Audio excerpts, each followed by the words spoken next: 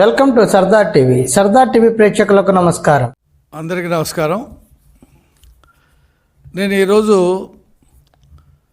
ఆంధ్రప్రదేశ్లో ఉన్నటువంటి ముస్లిం జనాభా దాదాపు 9% ఉన్నారు ఈ రాష్ట్రంలో. వాళ్ళందరికీ తెలుగుదేశం పార్టీ తరఫున అప్పీల్ చేయటానికి నేను ఈ ప్రెస్ మీట్ ఏర్పాటు చేశాను.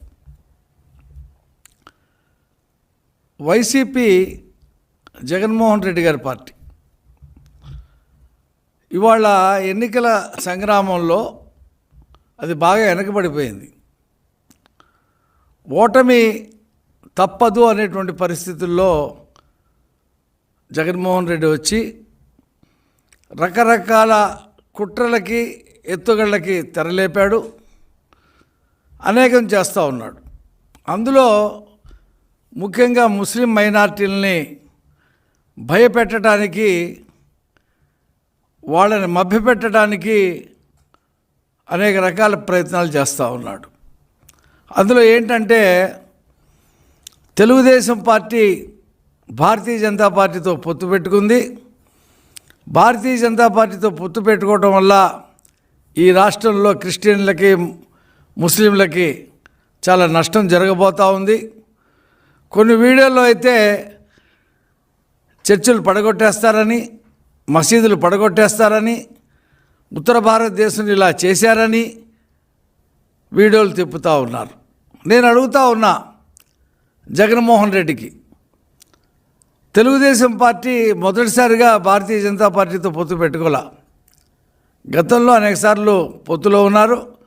ముఖ్యంగా నువ్వు రాజకీయాల్లోకి వచ్చిన తర్వాత 2014, 2019 ఎన్నికల్లో తెలుగుదేశం పార్టీ భారతీయ జనతా పార్టీ పొత్తులో ఉంది.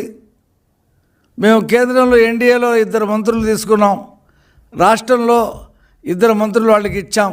ఈ రాష్ట్రంలో మైనార్టీల మీద కానీ, క్రిస్టియన్స్ మీద కానీ, ముస్లింల మీద కానీ ఏమైనా దాడులు జరిగాయా? ఏదైనా మసీదుకి నష్టం జరిగిందా? ఏదైనా చర్చికి నష్టం జరిగిందా? ఎవరికైనా ఏమైనా అత్యాచారాలు జరిగాయా అని చెప్పి ప్రశ్నిస్తూ ఉన్నాం. ఈ విషయం మైనార్టీలు కూడా గ్రహించాలా. జగన్మోహన్ రెడ్డిని ప్రశ్నించడమే కాదు, నువ్వు ఈ రోజున దీని ఒక బూచిగా చూపించి నీ నోటితో భారతీయ జనతా పార్టీని విమర్శించే ధైర్యం నువ్వు చేయగలవా? నీకు ఆ సాహసం ఉందా అని చెప్పి అడుగుతూ ఉన్నా. దొంగ వీడియోలు పెట్టి వాళ్ళ చేత వీళ్ళ చేత మాట్లాడించి ఇక్కడ ఉండేటువంటి ముస్లిం ప్రజానికానికి, మైనార్టీలని, క్రిస్టియన్స్ని భయభ్రాంతులకు గురి చేసి వాళ్ళ ఓట్లు తీసుకోవాలా అని చెప్పేసి నువ్వు ప్రయత్నం చేస్తూ ఉన్నావు. ఇవాళ కేంద్రంలో ఎన్డీఏ ప్రభుత్వం తెచ్చినటువంటి ప్రతి బిల్లుకి 18 బిల్లులు తీసుకొస్తే 18 బిల్లులకు నువ్వు చర్చ లేకుండా ఆమోదం చేశావు. రాజ్యసభలో నువ్వు గనక సపోర్ట్ చేయకపోతే ఆ బిల్లులు పాస్ అయ్యేవి కాదు. ఏదైతే సిఏఏ గురించి నువ్వు ప్రచారం చేస్తూ ఉన్నావో, సిఏఏ అయిపోయింది, ఇక ఎన్ఆర్సీ రాబోతూ ఉంది. ఎన్ఆర్సీ వస్తే మీరందరికీ ఇక్కడ పౌరసభ్యత్వం ఉండదు అని చెప్పేసి నువ్వు ప్రచారం చేస్తున్నావు వీడియోలో. నువ్వు ఆ సిఏ బిల్లు పాస్ అవటానికి నువ్వే కారణం. రాజ్యసభలో బీజేపీకి మెజార్టీ లేదు. నీ విజయసాయి రెడ్డి మేము బేషరతుగా సపోర్ట్ చేస్తున్నామని చెప్పినటువంటి వీడియోల్ని ఈరోజు మేము కూడా పబ్లిక్ డొమైన్లో పెట్టాం. మరి దీనికి సమాధానం ఏం చెప్తావు? అక్కడ నువ్వు సపోర్ట్ చేస్తావు, ఇక్కడ వచ్చి నీ నోటితో నువ్వు వ్యతిరేకించావు, కానీ మిగతా వాళ్ళ చేత వ్యతిరేకించి నువ్వు ఈ రకంగా భయభ్రాంతులకి గురి చేస్తూ ఉన్నావు. ఈ దేశంలో ఎన్ఆర్సీ రాదు, ఎన్ఆర్సీ వచ్చేటువంటి పరిస్థితే లేదు. సిఏ విషయం అంతటితో ఆగిపోయింది. కానీ నువ్వు దాని పూచిగా చూపించి ఎన్ఆర్సీ వస్తుంది, ఎన్పిఆర్ వస్తుంది అని చెప్పేసి నువ్వు మాట్లాడుతూ ఉన్నావు, నువ్వు చేయిస్తూ ఉన్నావు. ఆపు. ఇవాళ ముస్లిం ప్రజానికానికి నేను ఒకటే విజ్ఞప్తి చేయదలుస్తున్నా. ఈ రాష్ట్రంలో అందరూ కూడా చంద్రబాబు నాయుడు గారిని ముఖ్యమంత్రి కావాలని కోరుకుంటా ఉన్నారు. ముస్లింలు కూడా కోరుకుంటా ఉన్నారు. కొంతమందిని భయభ్రాంతులకు గురి చేయాలని చెప్పి జగన్మోహన్ రెడ్డి ప్రయత్నం చేస్తూ ఉన్నాడు. మీరందరూ వాటిని పట్టించుకోకుండా అందరితో పాటు ముస్లింలందరూ కూడా ఈ చంద్రబాబు నాయుడు గారికి ఓట్లేసి తెలుగుదేశం ప్రభుత్వాన్ని చంద్రబాబు నాయుడు గారు ముఖ్యమంత్రి చేసుకునేటువంటి బాధ్యత ప్రతి ముస్లిం మీద ఉంది. ఎందుకంటే ఈరోజు జగన్మోహన్ రెడ్డి పరిపాలనలో ఈ 5 సంవత్సరాల్లో ముస్లింలకి చాలా నష్టం జరిగింది. ముస్లింల ఆడపిల్లలకి దుల్హన్ పథకం మీద అసలు దుల్హన్ పథకమే అమలు చేయలేదు. కొన్ని వేల మంది దరఖాస్తులు పక్కన పెట్టేశాడు. చివరి రోజుల్లో దాన్ని అనేక నిబంధనలతో దుల్హన్ పథకం తెచ్చాడు. ఎవరికి కూడా ఉపయోగపడే పరిస్థితి లేదు.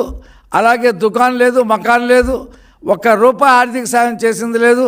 విదేశాల్లో చదువుకుంటున్నటువంటి చంద్రబాబు నాయుడు గారి హయాంలో విదేశీ విద్యలో ముస్లిం యువకులకి ఎంతోమందికి అవకాశాలు వస్తే వాళ్ళు విదేశాల్లో చదువుకుంటున్నారు. వాళ్ళకు కూడా డబ్బులను ఆపేసి వాళ్ళని నాన్న అగచాట్లకు గురి చేశావు. నీకు హక్కు లేదు అని చెప్పేసి, నువ్వు ముస్లింలుగా ఓట్లు అడిగేటువంటి హక్కు లేదని చెప్పేసి నేను తెలియజేస్తా ఉన్నా. ముస్లిం ప్రజానీకం కూడా గమనించాలి ఈ విషయం మీద. ఈరోజు మసీదులు పునర్నిర్మించడానికి కానీ బాగు చేసుకోవడానికి కానీ ₹1 నువ్వు ఇవ్వాల. మౌజన్లకు కానీ అలాగే పేష్మాములకు కానీ నువ్వు ఈ చంద్రబాబు నాయుడు గారి హయాంలో ప్రవేశపెట్టినటువంటి 10,000, 5,000 జీతాలు కూడా నువ్వు ఇవ్వకపోగా, మొన్న రంజాన్ పండుగ కూడా వాళ్ళకి జీతాలు ఇవ్వకుండా, వాళ్ళకి ఏదైతే హాండ్రోరం ఇస్తున్నారో అది ఇవ్వకుండా ఆపేసావు నువ్వు. దాదాపు కొంతమందికి సంవత్సరం నుంచి, కొంతమందికి 5-6 నెలల నుంచి రావట్లేదు. అంటే నువ్వు ముస్లింల ద్రోహి కింద మారిపోయావని చెప్పడానికి ఇది ఒకటి చాలు. ఈ విషయాన్ని ముస్లిం ప్రజానీకం గుర్తుపెట్టుకోవాలా. అతను కేవలం బటన్ నొక్కుతున్నాడు, ఆ బటన్ నొక్కుతాడు, ఆ డబ్బులు ఎవరికి రావు. మౌజన్లకి వాళ్ళకి ఇళ్ల స్థలాలు ఇస్తానని చెప్పావు, అవి కూడా ఇవ్వలేదు. నువ్వు ఇచ్చినటువంటి ఇళ్ళు ఎక్కడ కూడా కట్టినటువంటి పాపాన పోలేదు. నువ్వు 30 లక్షలు అంటున్నావు, 30,000 కూడా నువ్వు కట్టలేదు. మరి అందులో ఎంతోమంది టిట్కో ఇళ్లలో ముస్లింలకి ఎంతో మేలు జరిగింది. వాళ్ళందరూ కూడా డిపాజిట్ కట్టి టిట్కో ఇళ్ళు తీసుకుందాం అనుకుంటే నువ్వు వాటిని కంప్లీట్ చేసినటువంటి ఇళ్ళకి తాళాలు ఇవ్వకుండా నువ్వు చాలా బాధలు పెట్టావు. కానీ వాళ్ళు బ్యాంకులకు మాత్రం బ్యాంకు వాళ్ళు దానికి నెలవారీ కట్టవలసిన కిస్తీ గురించి వాళ్ళు అడుగుతూ ఉంటే కూడా నువ్వు పట్టించుకోవట్లేదు. కాబట్టి ఇవాళ ముస్లిం ప్రజానీకం ఈ విషయాలు గమనించాలా. ఈ 5 సంవత్సరాల్లో ముస్లింల మీద అనేక అత్యాచారాలు జరిగినాయి, అనేక ఘోరాలు జరిగినాయి, అనేక రకాలుగా హింసించారు, మానభంగాలు చేశారు, ప్రాణాలు తీసేశారు. అప్పుడు అబ్దుల్ సలాం కుటుంబం రైలు కింద పడి చనిపోయిందంటే అక్కడ ఉండేటువంటి నంద్యాలలోని ఎమ్మెల్యే, అక్కడ ఉండేటువంటి సిఐ, హెడ్ కానిస్టేబుల్ వాళ్ళందరూ హెరాస్ చేయడం వల్లనే కుటుంబం మొత్తం అక్కడ ఆత్మహత్య చేసుకుంది. హజీరాబీ అనేటువంటి అమ్మాయిని 4 రేప్ చేసి చంపేస్తే ఇంతవరకు ఆ కేసు అతీగతి లేదు. అలాగే 10వ తరగతిలో మంచి మార్కులు తెచ్చుకున్నటువంటి అమ్మాయి ఎవరైతే ఉందో అక్కడ చిత్తూరు జిల్లాలో ఆ అమ్మాయి మిస్బా ఆత్మహత్య చేసుకోవడానికి నీ వైసీపీ నాయకుడే కారణమయ్యాడు. అవి కాకుండా అనేక మంది నువ్వు తెలుగుదేశం కార్యకర్తల మీద చేస్తున్న దాడుల్లో ఎంతోమంది ముస్లింలు ప్రాణాలు పోగొట్టుకున్నారు. ఇంకా ఇప్పటికీ పిన్నెల రామకృష్ణారెడ్డి చేస్తున్నటువంటి ఫ్రాక్షనిజానికి భయపడి వాళ్ళు చాలామంది ముస్లిం కుటుంబాలు అక్కడ పల్నాడు నుంచి బయటకు వచ్చి నివసిస్తూ ఉన్నారు. నువ్వు అడుగడుగునా ముస్లింలకు ద్రోహంగా తలపెట్టావు, వాళ్ళకి ఆర్థిక సాయం చేయలేదు, పైగా అత్యాచారాలు అనేక రకాలైనటువంటి హెరాస్మెంట్లు చేయటం జరిగింది. ఎంతోమంది చనిపోయారు. కత్తిపోట్లతో గురైనటువంటి ఇబ్రాహిం కుటుంబానికి కూడా ఒక ఆర్థిక సాయం చేయడం వైసీపీ నాయకులే ఇబ్రాహింని నర్సరావుపేటలో చంపేశారు. కాబట్టి ఇవాళ నువ్వు ముస్లింల ఓట్లు అడగడానికి నువ్వు అర్హుడు కాదు. తెలుగుదేశం ఏ రకంగా ముస్లింలకి న్యాయం చేసిందో ముస్లింలు కూడా గమనించుకోవాలి. మీరందరూ కూడా చంద్రబాబు నాయుడు గారంటే మీ అందరికీ అభిమానం ఉంది, ప్రేమ ఉంది, ఆయన పరిపాలన బాగుంటుందని చెప్పేసి మీరందరూ కోరుకుంటున్నారు. ఇవాళ వీళ్ళు చేసేటువంటి దుష్ప్రచారాలు, వీళ్ళు చేసేటువంటి రెచ్చగొట్టేటువంటి వీడియోలు చూసి మీరు మభ్యపడవద్దు. చంద్రబాబు నాయుడు గారు ముఖ్యమంత్రి అయితే సమాజంలో అందరికీ ఉపయోగం జరుగుతుంది, లా అండ్ ఆర్డర్ ఉంటుంది, పరిశ్రమలు వస్తాయి, ఉద్యోగాలు వస్తాయి పిల్లలకి, అలా ముస్లిం పిల్లలకు కూడా ఉద్యోగాలు వస్తాయి. మీరందరూ కూడా ఆ వీడియోలు, ఆ ప్రచారాలు బీజేపీతో పొత్తు పెట్టుకున్నాడని చెప్పి మీరు వాళ్ళు ఏ రకమైతే ఇచ్చేస్తున్నారో వాటిని నమ్మకండి. భారతీయ జనతా పార్టీతో పొత్తు పెట్టుకుంది కేవలం రాష్ట్ర ప్రయోజనాల్ని దృష్టిలో పెట్టుకునే. రాష్ట్రం ఎన్నికలైన తర్వాత ఈ జగన్మోహన్ రెడ్డి చేసినటువంటి విధ్వంసం నుంచి రాష్ట్రాన్ని బాగు చేసి ప్రజలకి మేలు చేయాలా, మంచి భవిష్యత్తు ఇవ్వాలనేటువంటి ఉద్దేశంతోనే చంద్రబాబు నాయుడు కేంద్రంలో ఉన్నటువంటి భారతీయ జనతా పార్టీతో పొత్తు పెట్టుకున్నారు. ఆ విషయాన్ని మీరు గమనించాలా.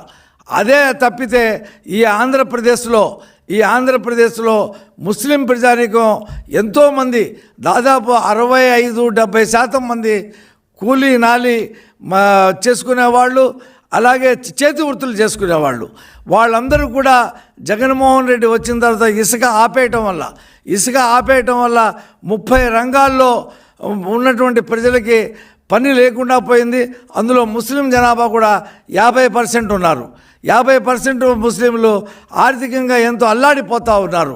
మనీ రొటేషన్ లేక, పనులు లేక, ట్రాక్టర్లు తోలేవాళ్ళు కానివ్వండి, రిపేర్ చేసే వాళ్ళు కానివ్వండి, ఆటోలు తోలేవాళ్ళు కానివ్వండి, క్యాబులు నడిపేవాళ్ళు కానివ్వండి, లారీలు నడిపేవాళ్ళు కానివ్వండి, తాపీ మేస్త్రి పని చేసేవాళ్ళు, బేల్దారి మేస్త్రి పని చేసేవాళ్ళు, అలాగే వడ్రంగి పని చేసేవాళ్ళు, అలాగే ఎలక్ట్రీషియన్ పని చేసేవాళ్ళు, అనేక రంగాల్లో ముస్లింలు ఉన్నారు. వాళ్ళందరూ కూడా చంద్రబాబు నాయుడు గారు అధికారానికి రావాలని చెప్పి కోరుకుంటూ ఉన్నారు. ఆయన వస్తే రాజధాని నిర్మాణం జరుగుద్ది, పోలవరం శరవేగంగా కట్టడం జరుగుద్ది, ఇరిగేషన్ ప్రాజెక్టులు పరుగులు పెడతాయి. వీటన్నిటి వల్ల ఎంతోమందికి ఉపాధి జరుగుతుంది, ఎంతోమందికి ఉద్యోగాలు దొరుకుతాయి. ఆ విషయాన్ని ముస్లిం ప్రజానీకం కూడా గుర్తుపెట్టుకొని చంద్రబాబు నాయుడు గారు ముఖ్యమంత్రి కావడానికి ఆయన తీసుకున్న నిర్ణయాన్ని మీరందరూ కూడా స్వాగతించి గౌరవించి, వైకాపా చెప్పేటువంటి, జగన్మోహన్ రెడ్డి చెప్పేటువంటి మాటలు నమ్మకుండా మీరు ఎన్ఆర్సీ అన్న, ఎన్పిఆర్ అన్న చెప్తున్నారని చెప్పి మీరు భయపడకుండా మీరు నిర్భయం ఉంటుంది. కాబట్టి ఈ జగన్మోహన్ రెడ్డి దుష్పరిపాలనలో ముస్లింలు ఎంతో నష్టపోయారు. చివరికి రంజాన్ రోజు అనేక రకాల వస్తువులతో రంజాన్ తోఫా ఇచ్చేవాడు చంద్రబాబు నాయుడు గారు. అదే రకంగా సంక్రాంతికి కూడా ముస్లింలకి సంక్రాంతి కానుక ఇచ్చేవాడు. ఆ రెండు ఎత్తిపడేశాడు. అన్నా క్యాంటీన్ ఎత్తేసాడు. ఎంతోమంది పేద ముస్లింలు 5 రూపాయలకి టిఫిన్ భోజనం చేసేవాళ్ళు, అది కూడా ఎత్తిపడేశాడు. కాబట్టి ఇవాళ సంక్షేమం అని చెప్పి ఏదో బటన్ నొక్కే కార్యక్రమం చెప్తున్నాడు. అదంతా కూడా మొదట్లో ఏదో పడింది, కానీ ఆ తర్వాత బటన్ నొక్కినా సరే ఏమీ రావట్లేదు. విద్యా దీవెన లేక, ఫీజు రియంబర్స్మెంట్ లేక ఒక తల్లి ఆత్మహత్య చేసుకోబోయింది నిన్న. పిల్లవాడి సర్టిఫికెట్, అమ్మాయి సర్టిఫికెట్ డబ్బులు ఇస్తే కానీ ఇవ్వనంటుంటే ఈయన బటన్ నొక్కాడో, వాళ్ళకి డబ్బులు రాలేదు. లక్షల మంది సర్టిఫికెట్ల కోసం పడిగాపులు కాస్తూ ఉన్నారు. వాళ్ళు అదమ్మి ఇదమ్మి తీసుకొచ్చి కాలేజీలో డబ్బులు కడతా ఉన్నారు. అందులో ముస్లింలు కూడా ఉన్నారు. ఈయన బటన్ నొక్కడం వల్ల వాళ్ళకేమీ రాలేదు. ఉత్తుత్తి బటన్లు, అబద్ధపు బటన్లు, అబద్ధపు నా ఎస్సీలు, నా ఎస్టీలు, నా బీసీలు, నా మైనార్టీలు అంటాడు, నా అంటాడు. ఇక్కడికి వచ్చేటప్పటికి ఏమీ లేదు. కాబట్టి ఈ రాష్ట్రం మొత్తంగా ఒట్టిపోయింది. ఈ రాష్ట్రం దివాళా ఎత్తింది. ఈ దివాళా ఎత్తిన రాష్ట్రాన్ని ఒక సరైనటువంటి గాడిలో పెట్టి నడిపించేటువంటి బాధ్యత చంద్రబాబు నాయుడు గారు తీసుకున్నారు. దానికి ముస్లిం ప్రజానీకం అంతా కూడా బాసటగా నిలిచి చంద్రబాబు నాయుడు గారు ముఖ్యమంత్రి కావడానికి ముస్లింలు కూడా బాగా తోడ్పట్టారు అనేటువంటి భావన తెలుగుదేశం నాయకులందరికీ కలిగించినప్పుడు వాళ్ళు మనకెంతో సహకారం చేస్తారు. ముస్లిం ప్రజానీకానికి ఎంతో మేలు జరుగుతుంది. కాబట్టి రేపు వచ్చే ఎన్నికల్లో కూటమి అభ్యర్థులందరినీ కూడా గెలిపించవలసిందిగా కోరుకుంటూ ఇంతటితో నేను విరమిస్తూ ఉన్నాను.